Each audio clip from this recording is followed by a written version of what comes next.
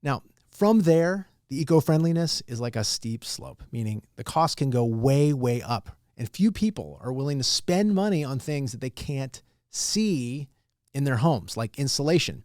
So unless a city is requiring you to get to a certain level of efficiency, they're not going to tear out the walls. You're not going to do it. But this is my house, Mommy. So what I asked Mr. Springer for, it is, I know it is. Welcome to The Pursuit of Home, coming to you from New York City. This is real people buying real estate and their unique journey to get there. We share the tips, tricks, and frameworks to help you navigate the bumps in the road that you won't see on reality TV or social media, and which no one has talked about until now. This is another Ask Me Anything episode of The Pursuit of Home, because we get a lot of questions from you who's listening to this that cover a lot of ground. This question got me thinking. What are some emerging trends in the real estate market that buyers and sellers should be aware of? I want to start answering that by answering a different question, which has a little more to do with the trends I'm not seeing. So here's the follow-up question.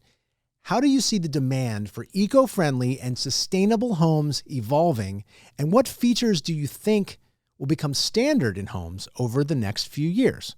How do you advise clients who are interested in making their homes more sustainable? Is there a demand for eco-friendly homes?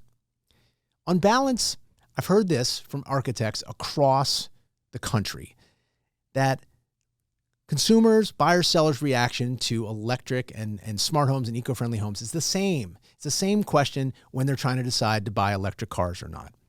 Technology has to check two boxes. Number one, it has to be commercially affordable.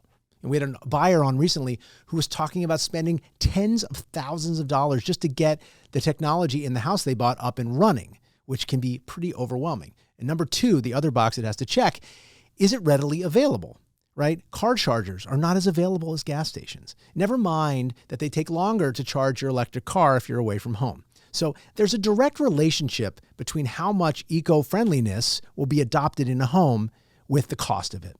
So LED light bulbs are an example of things that have gotten cheaper. Everybody uses them. Sometimes it's illegal not to use them. Now they're in different colors. They don't look like fluorescent lights anymore. They're dimmable, and they also save you money in the short run. And then, of course, you don't have to get on a ladder all the time and change them, unless you order them on Amazon. And then you could also be buying garbage and having to do the same amount of replacement. But that's a whole nother thing. The other things that are getting adopted everywhere are those that are like readily available, like light bulbs, energy efficient appliances. They cost the same as other appliances and they save you money. Again, this save you money notion, right? Smart thermostats are adopted because they make life better. You can use the apps on your phone and you can easily adjust temperatures when you're not at home, and they save money. Other items, though, are not as available depending on where you live. Can you recycle easily? Can you do composting easily? These are eco-friendly things people talk about. New York City adopted composting requirements in apartment buildings, and then they also provided the bins to do it. So that's a start. But I have to say, as much fun as I've had with it, we have the compost bins in our basement, but then we don't have a garden, which is kind of sad. Now, from there, the eco-friendliness is like a steep slope, meaning the cost can go way, way up. And few people are willing to spend money on things that they can't see in their homes, like insulation. So unless a city is requiring you to get to a certain level of efficiency, they're not going to tear out the walls. You're not going to do it. And then something like solar panels, as amazing as they are, they take years and years to pay for themselves if there are no tax breaks. I was talking with a real estate agent in Scottsdale, Arizona, where you think every person was like traveling with a solar panel on their back. It's 110 degrees in May. Except, by the way, the costs make it prohibitive, which says to me that if we're looking over the horizon, there's got to be an engineering team out there to figure out how to make it less expensive and for battery storage to be better so that it works, all that. But it's not just about eco-friendly trends, right? There are a lot of other trends in real estate that have nothing to do with technology, which I'm going to tell you about in a story right now. This beautiful set here at Studio 1873 is brought to you by the Everset. The Everset provides full-service staging and furniture rental solutions in the New York area. We work with Brown Harris Stevens and many other top real estate firms, staging their homes to sell quickly and at the highest price possible. Our staging is affordable without sacrificing quality or design. For more information, please visit us at staging.theeverset.com or email us at staging@theeverset.com to request a free proposal. Okay, I want you to picture this. I was on a sunset cruise last summer with a large group. It's in Greece. It could not be more perfect. The weather's perfect. Everything's gorgeous. I think we're in Santorini, except for this one drunk young woman. Very loud. She just graduated college. What did she want to do for work? She wanted to become a real estate investor, not get a job and start investing in real estate with her savings, but I'm going to dive right in at 22. Now, that wouldn't be a trend that I talk about, except I continue to hear from, and I meet real estate investors who get younger and younger and who want to get in earlier and earlier. Now, I would have thought that mortgage rates would have dampened the appetite for real estate investing. But I think that people really believe that mortgage rates are coming down. And it feels like a trend that everyone wants to be real estate investors. And if inventory starts to increase, we could see more of that. Another trend that I'm seeing is something I touched on in a previous episode. This is the issues that keep lenders from giving the loan commitments for buyers. Now, we talked a little bit about construction things and permits that close out in our last Ask Me Anything episode.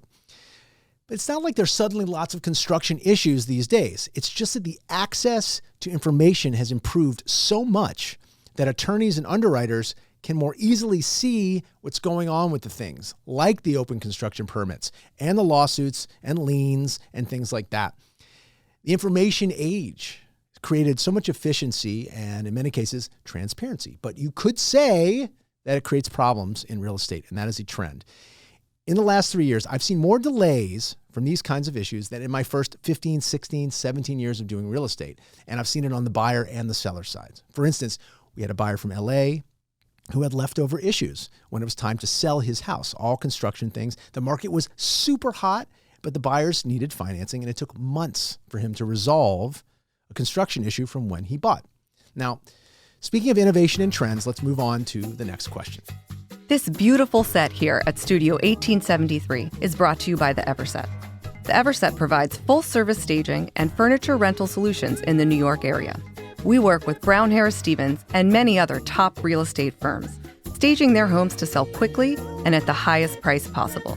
Our staging is affordable without sacrificing quality or design. For more information, please visit us at staging.theeverset.com or email us at staging@theeverset.com to request a free proposal. Scott, are there any real estate apps or tools that you find particularly useful?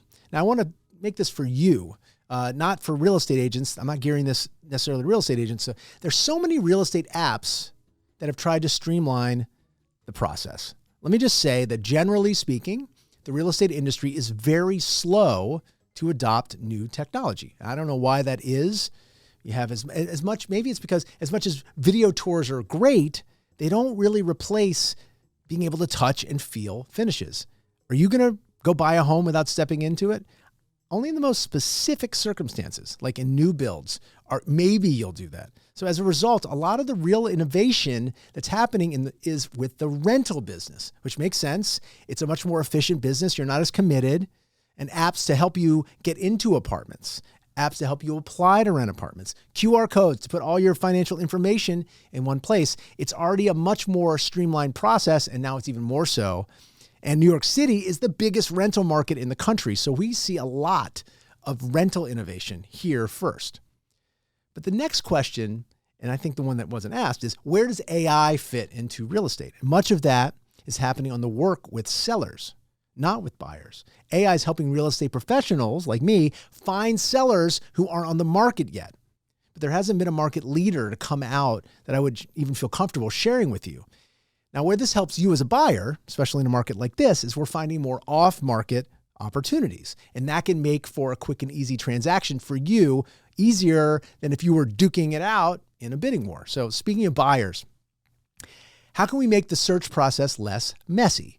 And the innovation has been around the property search and how to enable you to do it from your phone. I mean, how many of you really sit down in front of a computer today and search for homes? What I read recently is that mobile, meaning on your phone, is nearly 60% of all search engine use. And I bet that skews higher as you look at younger and younger people. Now, some of the innovation is around organizing the conversations you're going to have with real estate agents. What are you seeing? How quickly can you find out information without it getting buried in a sea of text messages or emails? Except in a low inventory environment, it's 2024 when I'm recording this, it doesn't help you very much to organize because there's not much to organize. Homes go into contract so quickly, but that also means it's a great time to innovate. So the tech will be ready when the market shifts, and it's always shifting. So what are the other trends that I'm seeing that may get better over time? Construction costs may be coming down. There was a recent article that discussed the cost of lumber going as low as it's been since COVID. Now, does that translate into lower costs for everything? It doesn't hurt, that is for sure, and it could lead to lower renovation costs for home improvement projects. So if you're a buyer looking for a home that needs work, it's also going to help you, but it's too early to tell. What I can say is that Americans feel inflation very seriously when it comes time to do work on homes, and anything that helps in this area will do a lot to help you. That's all for today. Many thanks to Sophia Phillips for compiling all these questions from you for this Ask Me Anything episode. The Pursuit of Home is produced by Sophia Phillips and by the team at the More Network, Brown Harris Stevens. And thanks to you for being with us. And if you like what you see or hear, subscribe to the podcast, follow us for future episodes, share with your friends, and check out the show notes to email us questions we would love to answer for you. I look forward to another episode where we're going to bring on another buyer in the middle of their pursuit of home. So I'll see you next time.